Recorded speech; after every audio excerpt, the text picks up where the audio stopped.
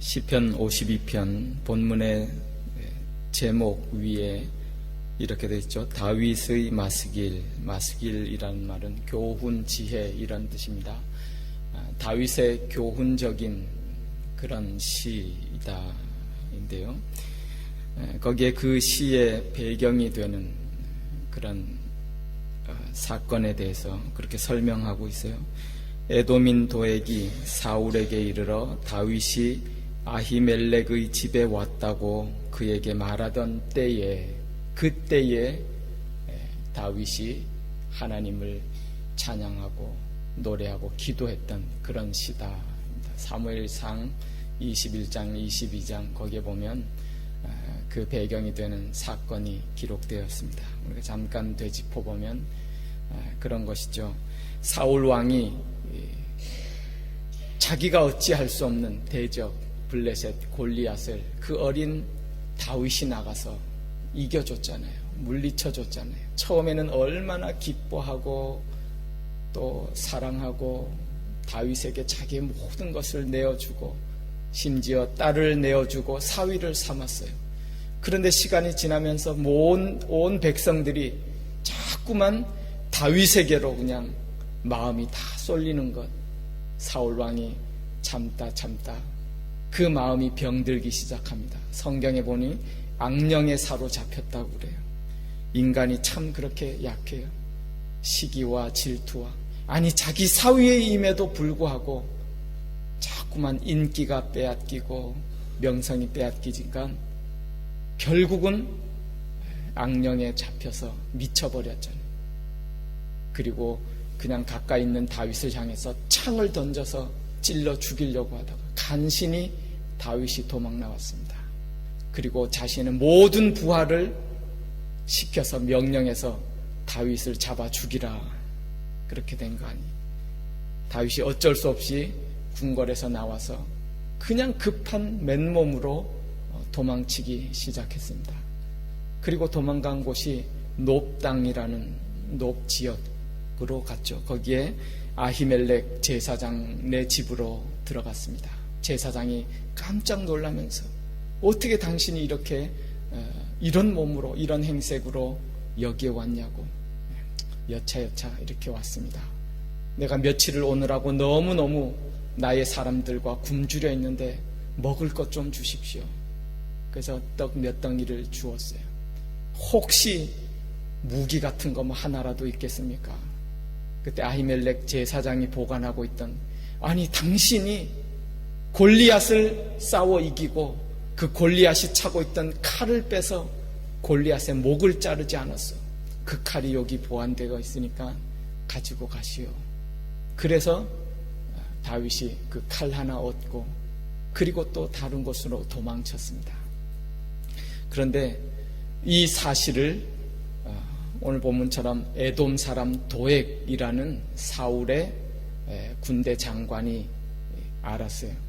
비밀이 숨어 들어와서 보고 알아서, 야, 내가 이제 사울 왕 앞에 이 사실을 고하고 다윗을 잡음으로 말미암아서 내가 정말 더욱더 출세할 수 있는 길이구나.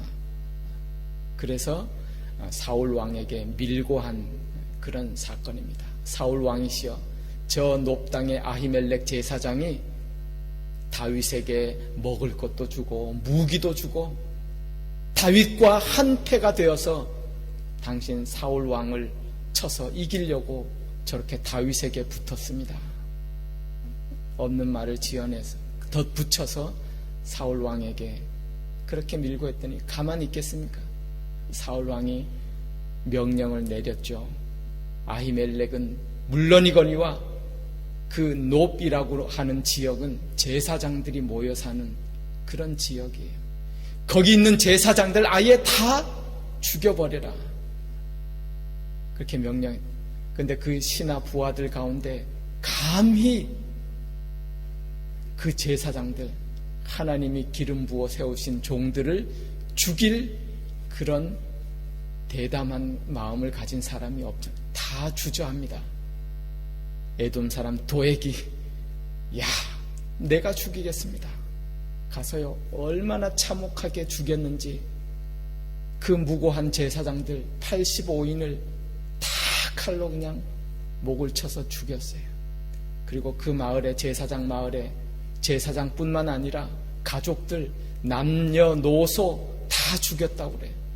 성경에 보면 분명히 기록해서 젖먹이 애들까지 칼로 쳐서 목을 쳐서 죽여요. 그렇게 끔찍한 포악한 사람.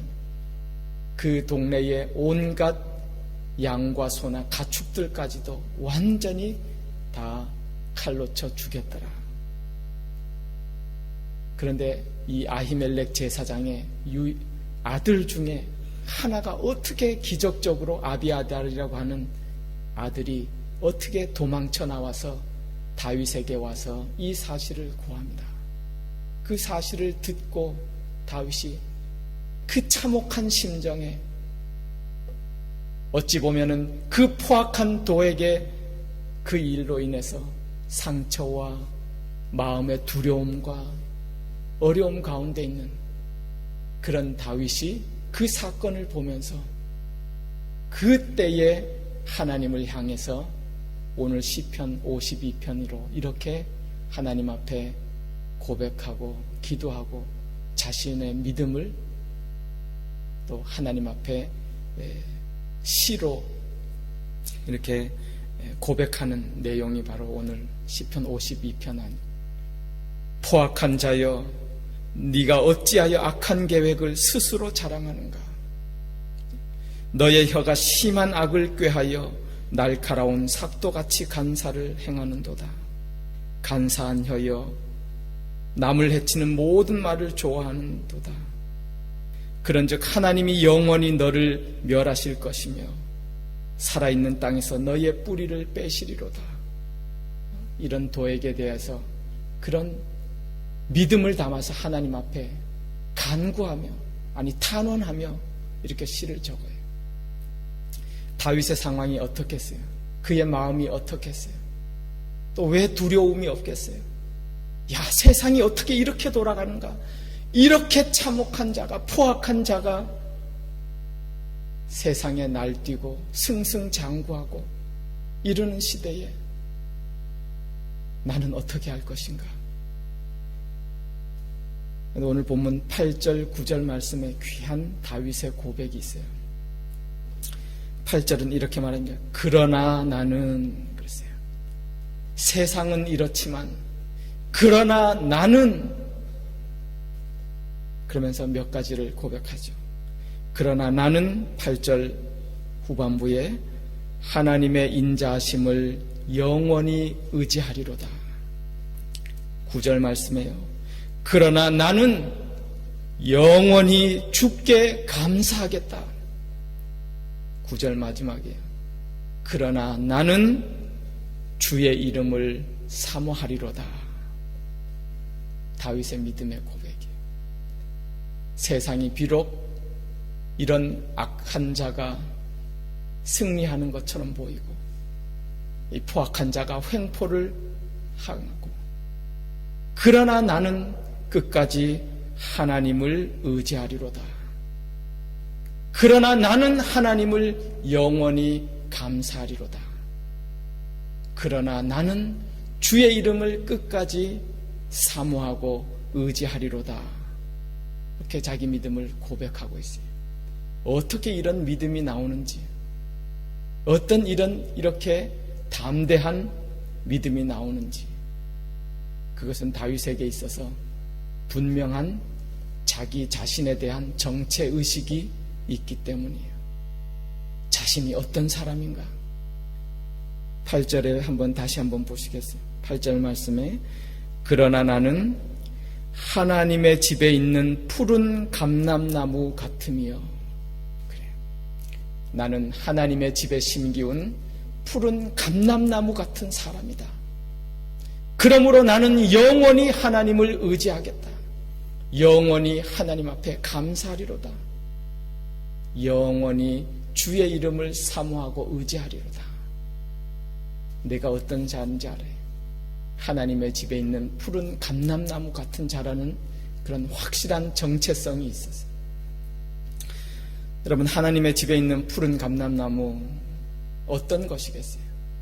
먼저는 아주 유용한 쓸모있는, 나는 하나님 앞에 쓸모있는 존재다라는 그런 정체성 아니겠어요?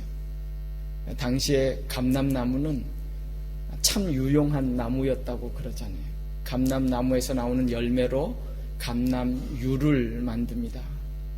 그런 감람유는 뭐 식용이나 또 미용이나 아니면 제사용이나 아니면 약용이나 여러 가지로 굉장히 유용하게 쓰이는 그런 기름이었다고 그래요. 이런 고백 속에 내가 하나님의 집에 심기운 푸른 감람나무다. 내가 이 생명, 내가 이 살아있는 것, 하나님이 유용하셔서 쓸모 있으셔서 나를 생명 주시고 나를 살게 하셨다. 그런 확실한 정체성이 있는 거예요.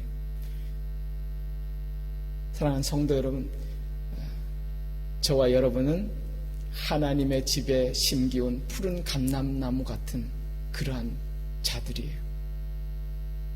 하나님 앞에 귀하게 쓰임받는, 하나님이 쓸모가 있으셔서 이 땅 가운데 심으시고 살게 하시고 생명 주셨어요.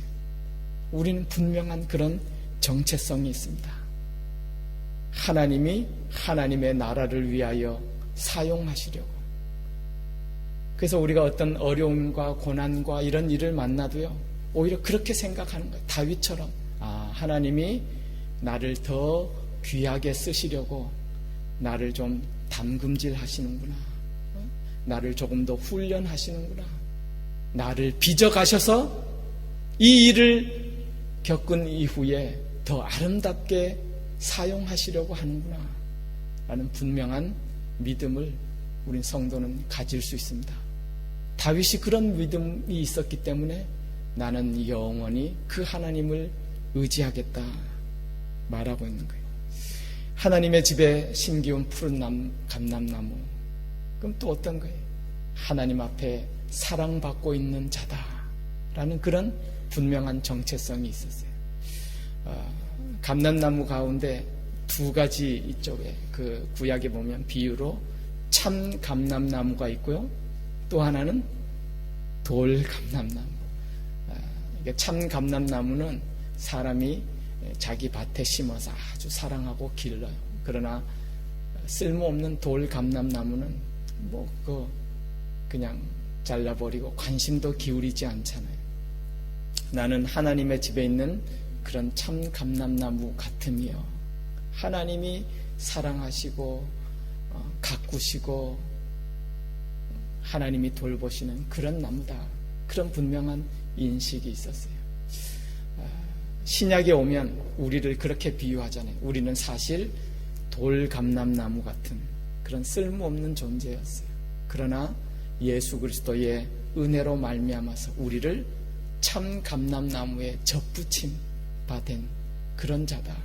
그래서 이제는 하나님의 집에서 귀한 감람나무처럼 하나님이 사랑하시고 돌보시고 지키시는 그런 자다. 그렇게 말씀하고 있는 것을 볼 수 있어요. 로마서 5장 8절에도 보면 그런 말씀이 있죠.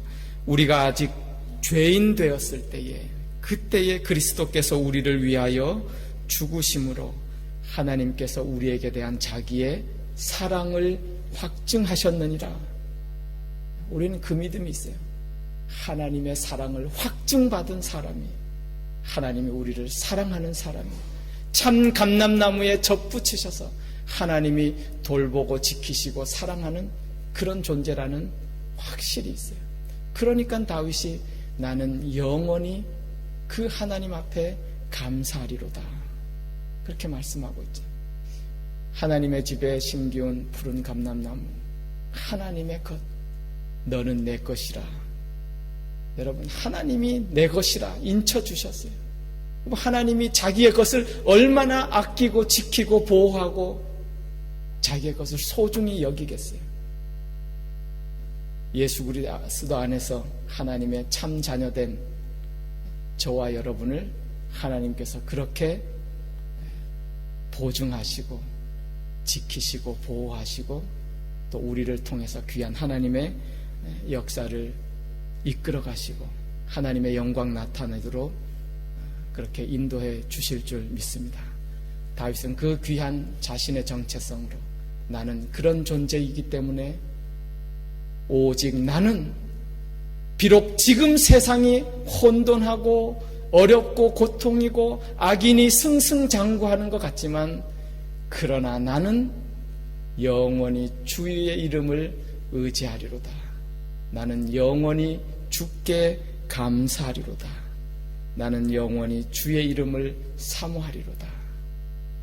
그 같은 귀한 믿음의 고백이 있는 그런 자를 다윗을 하나님이 정말 그 믿음의 고백대로 푸른 감람나무처럼 그렇게 사용하시고 그의 인생을 통해서 영광 받으셨어요. 오늘 귀한 말씀처럼 우리 가운데도 이런 분명한 성도의 자기 정체의식 그리고 다윗과 같은 이런 귀한 믿음의 고백으로 주의 인자하심을 영원히 의지할 수 있기를 바랍니다. 영원히 주께 감사할 수 있기를 바랍니다. 영원히 주의 이름을 사모하는 저와 여러분이 되어서 하나님이 복되게 귀하게 쓰시는 하나님의 귀한 자녀들로 그렇게 믿음의 삶을 살아가실 수 있기를 주님의 이름으로 축원을 드립니다. 기도하겠습니다.